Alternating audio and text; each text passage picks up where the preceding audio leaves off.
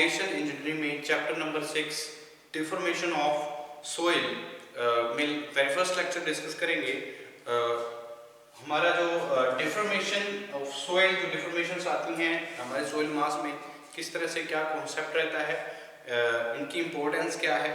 ठीक है जी, ये चैप्टर जो है डिफॉर्मेशन सोइल की इम्पोर्टेंस और उनकी जो situations of occurrence of deformation of soils के बारे में हम डिस्कस करने वाले हैं।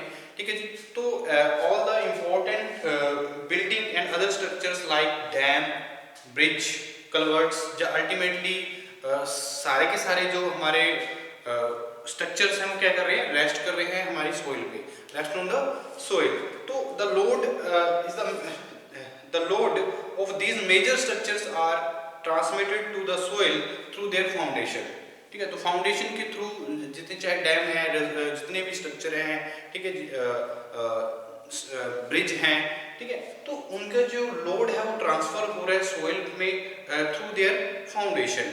तो these loads tend to bring changes in the shape of the soil mass by causing displacement of soil particles. तो ये changes of size or shape of soil mass by changing the soil particles from their true position. तो this changes in the shape or volume of soil mass is known as the deformation of soil. तो deformation of soil क्या है, जब हमारे बहुत सारे जो major structure हैं उनमें, जैसे कलवर्ट्स की बात करता हूँ, डैम्स की बात करूँ, ब्रिजेस की, या हमारी बिल्डिंग्स की, तो सारे के सारे स्ट्रक्चर अल्टीमेटली रेस्ट किस पे कर रहे हैं, सोइल पे। तो ये सोइल, इनकी जो लोड है, जो बहुत सारा लोड लग रहा है इन स्ट्रक्चर्स पे, वो लोड क्या कर रहा है, ट्रांसफर हो रहा है through their foundation to the sub soil, to the soil. ठीक है जी, तो इन जो हमारे सोइल है, सोइल पार्टिकल्स है, सोइल मास है, तो सोइल मासेस क्या, these changes in the shape of the soil masses. तो जब एक्सटर्नल लोड लगेगा तो शेप जो है सोइल मास की वो चेंज होगी due to the change in the particles of the soil mass. ठीक है जी, तो ये चेंज जो हुआ है वॉल्यूम में, जो हमारे सोइल की वॉल्यूम में चेंज होता है, तो इसको हम नाम देते हैं डिफॉर्मेशन ऑफ सोइल। ठीक है जी, तो these deformation results from the external load acting on the soil. It is very important to study these deformation occurring in the soil mass, as the safety of entire structure depend upon the amount of deformation caused due to the soil. ठीक है, तो इसके जो deformation है soil में, उसका जो हमारा कॉन्सेप्ट है, उसकी जो इन्फॉर्मेशन है वो हमें स्टडी करना उसका बहुत ज़्यादा ज़रूरी रहता है, क्योंकि हमारे जो बहुत सारे स्ट्रक्चर है तो उनमें जो सेटलमेंट्स आती हैं उनको मिनिमाइज करने के लिए हम डिफॉर्मेशंस को, हमारे स्ट्रक्चर को सेफ रखने के लिए, सेफ्टी के लिए हमें इनकी स्टडी करना जो है बहुत ही इम्पोर्टेंट रहेगा। ठीक है, तो सबसे पहले हम कॉन्सेप्ट को समझते हैं, डिफॉर्मेशन क्या होता है।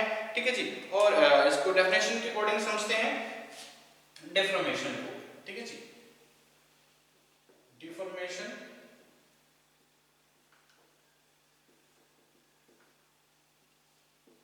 ओके, तो द चेंज इन शेप और volume of soil mass, the change in shape and volume of soil mass and volume of soil mass accompanied by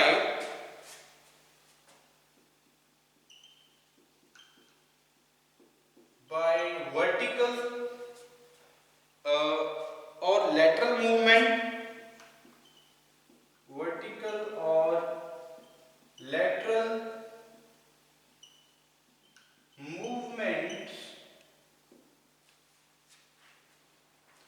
under the effect of external load, under the effect of external load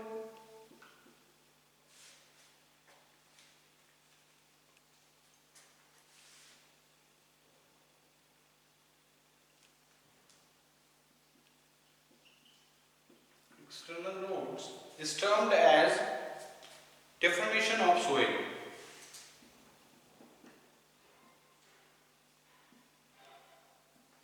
Deformation of soil. ठीक है जी. तो क्या है? Change in shape and volume of soil mass accompanied by the vertical and lateral movements under the application of external loads. ठीक है जी. तो एक्सटर्नल लोड के इफेक्ट की वजह से जो लैटरल या वर्टिकल मूवमेंट्स आती हैं, जहाँ हमारे वॉल्यूम में चेंज आता है, सोइल मास की शेप में चेंज आता है, तो उस कॉन्सेप्ट को, उस टर्म को हम क्या नाम देते हैं? Deformation of soil. तो इम्पोर्टेंस क्या है?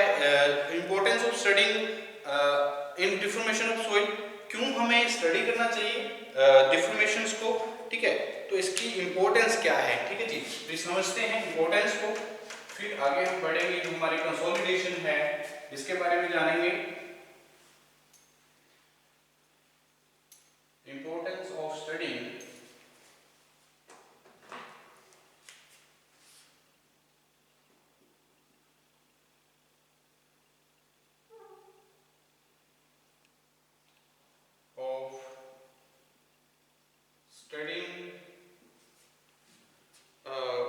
deformations in soil.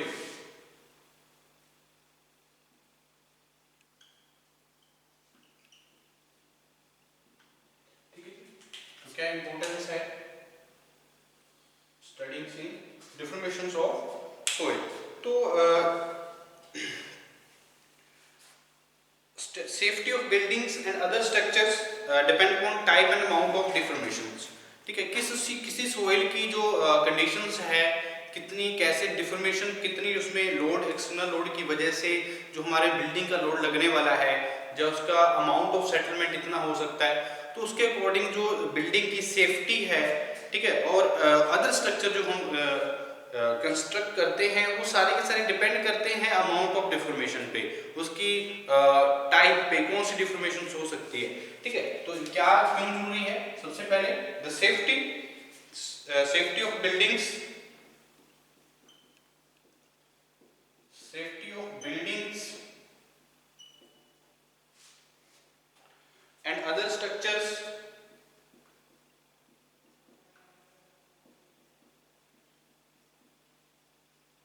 like depends upon the type and amount of deformation, depends upon the type and amount of deformation. Second, अगर मैं बात करूं और क्या इंपॉर्टेंस रहती है for studying the deformations in soil, different types of soil exhibit different types of movement under loads, different types of soil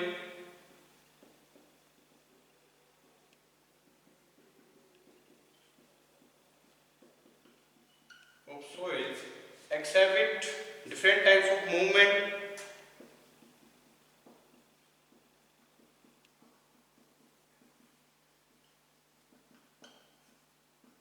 types of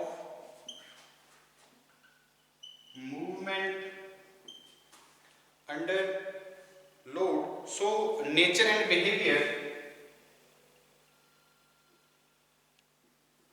under load. So nature and behavior of soil must be studied. Soil must be studied to understand the concept of deformation. To understand the concept of deformation. ठीक है जी. तो different types of soil जो है उसमें different types of movements हो सकती हैं. ठीक है, उसमें जो सेटलमेंट्स आएंगे डिफरेंट, किसी सोइल में सेटलमेंट्स जो है वर्टिकल सेटलमेंट्स हो सकती हैं. किसी सोइल में अगर मैं बात करूं तो हमारी जो सेटलमेंट्स होंगी वो लेटरल हो सकती है, टिल्ट हो सकती है। तो इसलिए जो हमारे सोइल है, अलग अलग तरह का जो नेचर है, अलग अलग तरह का बिहेवियर है सोइल का, उसको स्टडी करना जरूरी रहेगा। और उसको हमारी जो डिफॉर्मेशन उसमें सोइल में आने वाली है, डिफरेंट टाइप्स ऑफ सोइल में, ठीक है, तो उसका स्टडी करना जरूरी रहेगा। तो इसकी इंपॉर्टेंस जो है हमारी डिफॉर्मेशन सोइल की स्टडी करना बहुत इंपॉर्टेंस रहता है, ठीक है। और क्या different types of soil movement, like different types of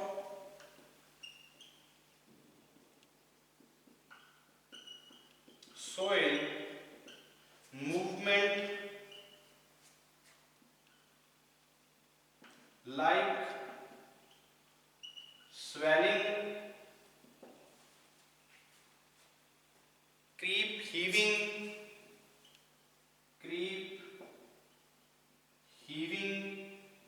etc.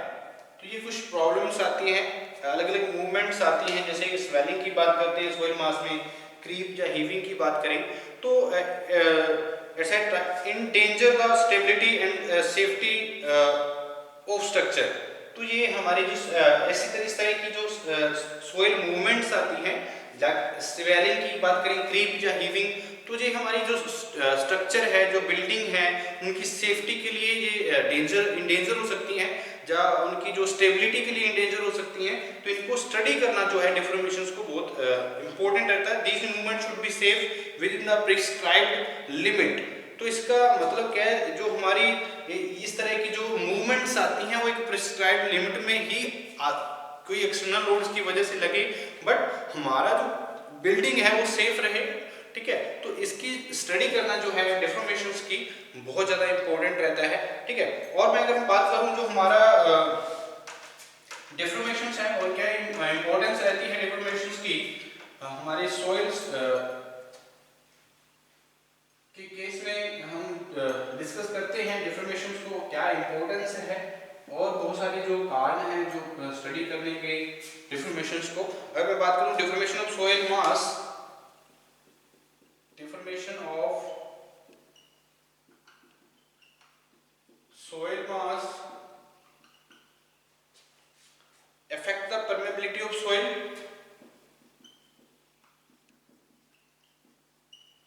permeability of soil, which is an important soil property। तो परमेबिलिटी जो सोइल की है वो भी क्या होती है, इफेक्ट होती है due to the deformations of the soil, ठीक है। तो डिफॉर्मेशन की वजह से क्या है, परमेबिलिटी एक इंपॉर्टेंट हमारी सोइल प्रॉपर्टी है, जो बहुत सारी जो मोस्ट इंपॉर्टेंट हमारी जो प्रॉब्लम्स हैं उनको सॉल्व करने में हेल्प करती है, ठीक है। तो इनकी जो इंफॉर्मेशन है, डिफॉर्मेशंस जो सोइल की इफेक्ट करेगी परमेबिलिटी को, और बहुत सारे जो कारण है स्टडी करने के डिफॉर्मेशंस को। bearing capacity of soil changes, bearing capacity of soil changes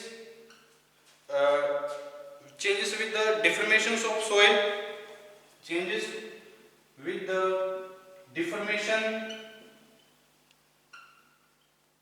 of soil due to the increase or decrease in its volume, due to increase and decrease of its volume, ठीक है जी। तो volume की decrease और increasing होने की वजह से जो सोइल चेंजेस हैं उनकी बीरिंग कैपेसिटी भी चेंज हो जाती है डिफॉर्मेशंस की वजह से, ठीक है। तो बहुत सारी जो अगर हम बात करें स्टेबिलिटी की, रिटेनिंग वॉल की स्टेबिलिटी और विंग वॉल्स या अबटमेंट्स हम कंस्ट्रक्ट करते हैं, तो ये मेनली डिपेंड करते हैं हमारे lateral movements of the soil, यानी कि डिफॉर्मेशंस ऑफ द सोइल पे डिपेंड करती हैं ये सारी।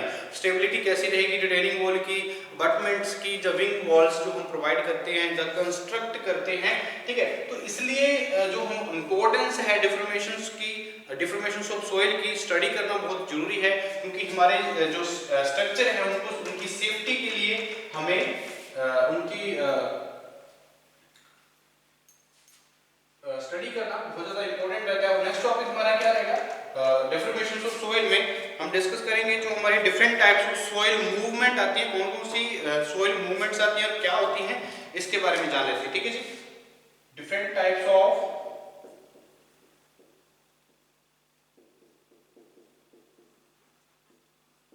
सोइल मूवमेंट,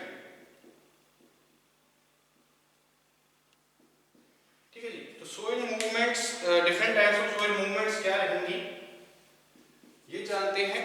ओके, तो soil movements is an important factor for consider while constructing any structure, ठीक है। किसी भी स्ट्रक्चर को कंस्ट्रक्ट करने से पहले, किसी भी प्रोजेक्ट को स्टार्ट करने से पहले हमें सोइल मूवमेंट्स के बारे में जानना बहुत ज़्यादा जरूरी रहता है, उनके बारे में स्टडी करना बहुत ज़्यादा जरूरी रहता है, ठीक है। तो कुछ इंपॉर्टेंट सोइल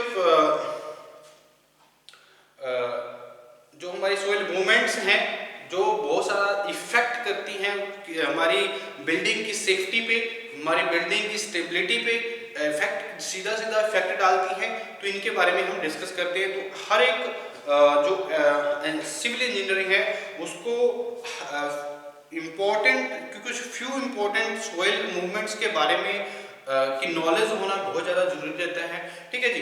तो सबसे पहले मैं बात करता हूँ जो मोस्ट इम्पोर्टेंट सोइल मूवमेंट्स है, स्वेलिंग, ठीक है जी। तो स्वेलिंग क्या होता है इसके बारे में जानते हैं और क्या कॉन्सेप्ट है उसको। The increase in the volume of soil mass when water is added to it is termed as swelling। तो swelling एक सिंपल सी डेफिनेशन के अकॉर्डिंग हम समझते हैं कि swelling होता क्या है, ठीक है जी। तो क्या है, the increase in volume of soil mass, the increase in volume of soil mass due to when water is added to it, when water is added to it is termed as swelling।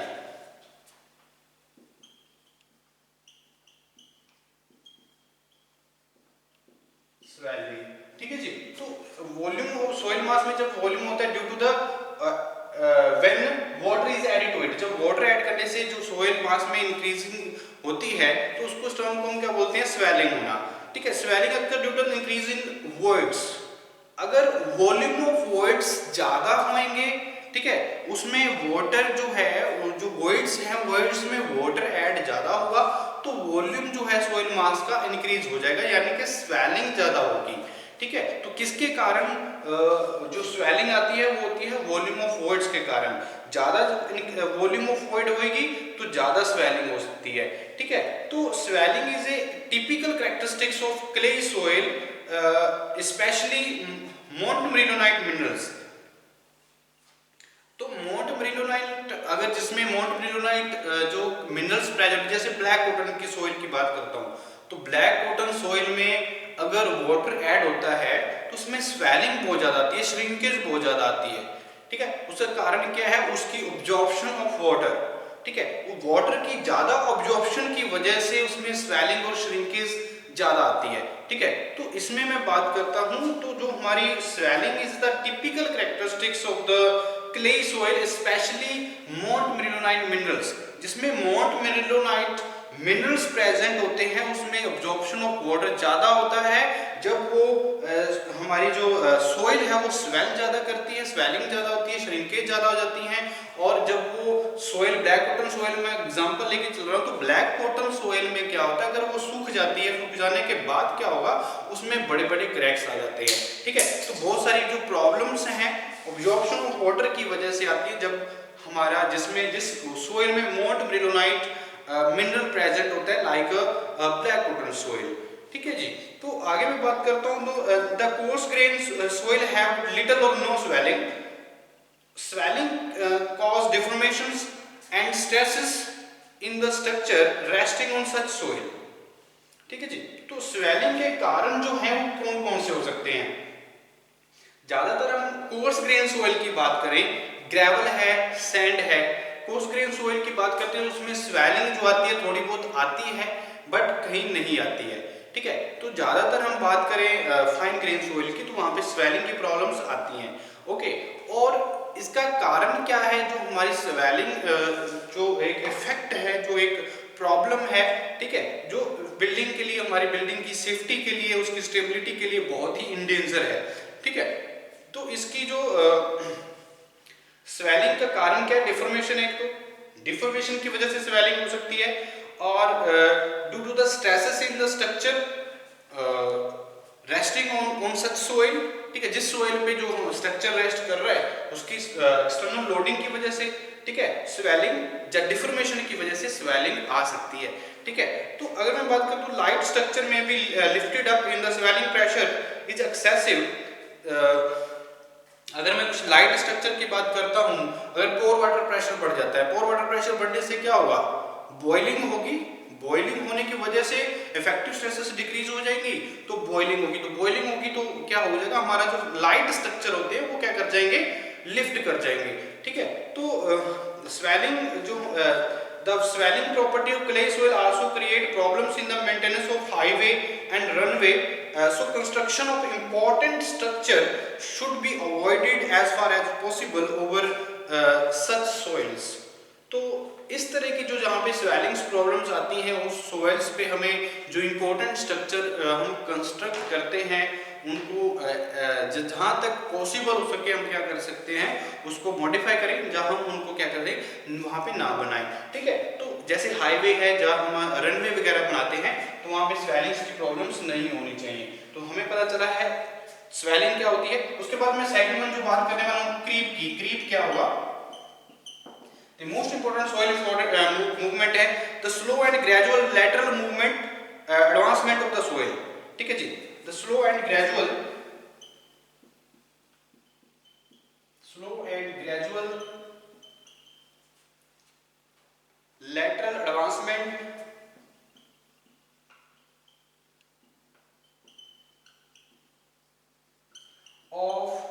lateral advancement of the soil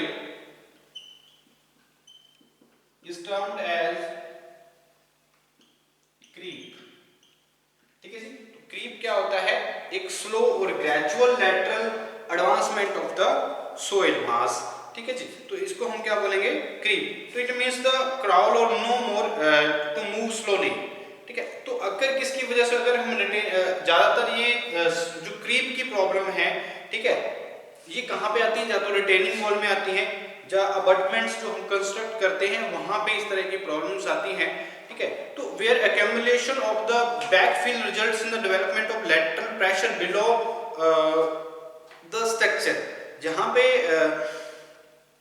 बैकफिल्स की वजह से, ठीक है, उनके structure में gradual lateral advancement होती रहती है, ठीक है, सोइल मास में, तो स्लोली वो क्या कर देती हैं, फेल हो जाती हैं, ठीक है। ज्यादातर रिटेनिंग वॉल के स्ट्रक्चर में होता है ऐसा, या अबटमेंट्स के केस में होता है, ठीक है। तो the occurrence of creep tends to move the structure outwards. Creep occur more in clay soil as compare to the silty और सैंडी सोइल।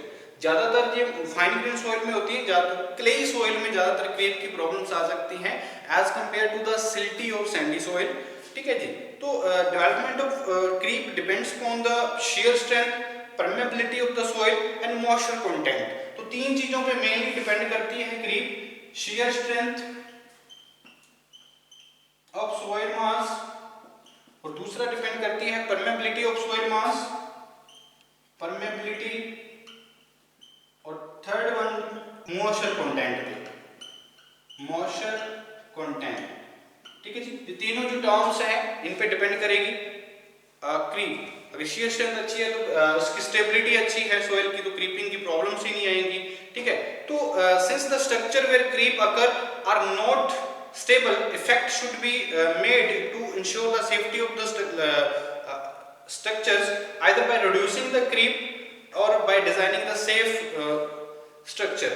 तो हमें उस तरह की जो जहाँ पे क्रीप की प्रॉब्लम्स आती हैं जिस सोइल में, तो वहाँ पे हमें सेफ्टी, उसके प्रिवेंशंस वगैरह, हमें मेजर्स वगैरह अप्लाई करने चाहिए ताकि हमारा जो स्ट्रक्चर है उसको स्टेबल रखा जाए, उसकी सेफ्टी को स्ट्रेंथ जो है जो उसको भी इंक्रीज किया जाए, ठीक है जी। तो ये हमारे कुछ सोइल मूवमेंट्स हैं तो हम नेक्स्ट लेक्चर में डिस्कस करेंगे हीविंग क्या होता है, सोइल मूवमेंट्स को कुछ जो टर्म्स रह गई हैं हमारी सोइल मूवमेंट्स में, जो इंपॉर्टेंट सोइल मूवमेंट है हीविंग है, और प्लास्टिक फ्लो क्या होता है इसके बारे में भी जानेंगे नेक्स्ट लेक्चर में डिफॉर्मेशन ऑफ सोइल के। ठीक है जी।